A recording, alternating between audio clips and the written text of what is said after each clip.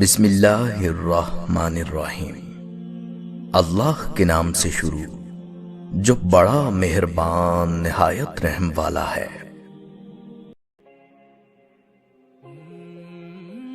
نبی کریم صلی اللہ علیہ وآلہ وسلم کی وفات کا وقت جب آیا، اس وقت آپ صلی اللہ علیہ وآلہ وسلم کو شدید بخار تھا۔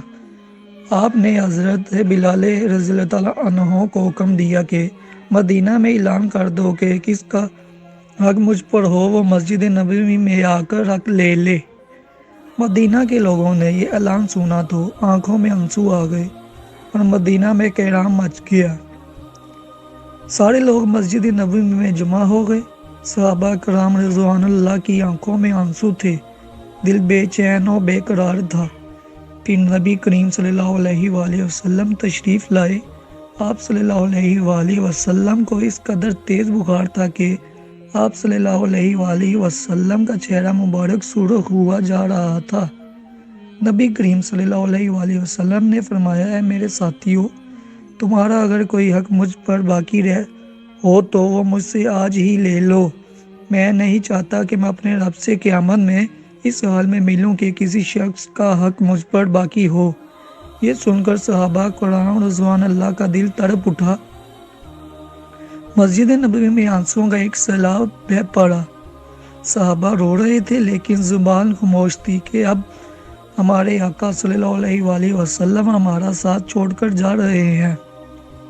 اپنے اصحاب کی یہ حالت دیکھ کر فرمایا کہ اے لوگو، ہر جاندان کو موت کا مزہ چکھنا ہے۔ میں جس مقصد کے تحت اس دنیا میں آیا تھا وہ پورا ہو گیا۔ ہم لوگ کل قیامت میں ملیں گے۔ ایک صحابی کھڑے ہوئے، روایتوں میں ان کا نام عکاشہ آتا ہے۔ عرض کیا، یا رسول اللہ صلی اللہ علیہ وآلہ وسلم، میرا حق آپ صلی اللہ علیہ وآلہ وسلم پر باقی ہے۔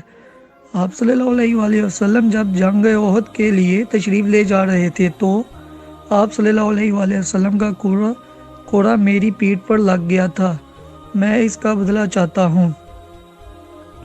یہ سن کر حضرت عمر رضی اللہ تعالیٰ عنہ کھڑے ہو گئے اور کہا، کیا تم نبی کریم صلی اللہ علیہ وآلہ وسلم سے بدلہ لوگے؟ کیا تم دیکھتے نہیں کہ آپ صلی اللہ علیہ وآلہ وسلم بیمار ہیں؟ اگر بدلہ لینا ہی چاہتے ہو تو مجھے کوڑا مار لو، لیکن نبی کریم صلی اللہ علیہ وآلہ وسلم سے بدلہ نہ لو۔ یہ سن کر آپ صلی اللہ علیہ وآلہ وسلم نے فرمایا، اے عمر رضی اللہ تعالیٰ عنہ، اسے بدلہ لینے دو، اس کا حق ہے۔ اگر میں نے اس کا حق ادا نہ کیا تو اللہ کی بارگاہ میں کیا منہ دکھاؤں گا، اس لیے مجھے اس کا حق ادا کرنے دو۔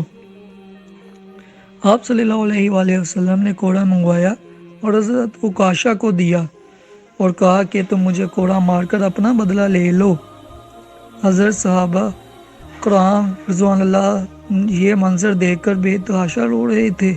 حضرت عکاشہ نے کہا کہ اے اللہ کے رسول صلی اللہ علیہ وآلہ وسلم، میری لنگی پیٹھ پر آپ صلی اللہ علیہ وسلم کا کوڑا لگا تھا۔ یہ سن کر نبی کریم صلی اللہ علیہ وآلہ وسلم نے اپنا کرتا مبارک اتار دیا اور کہا، لو تم میری پیٹھ پر کوڑا مار لو۔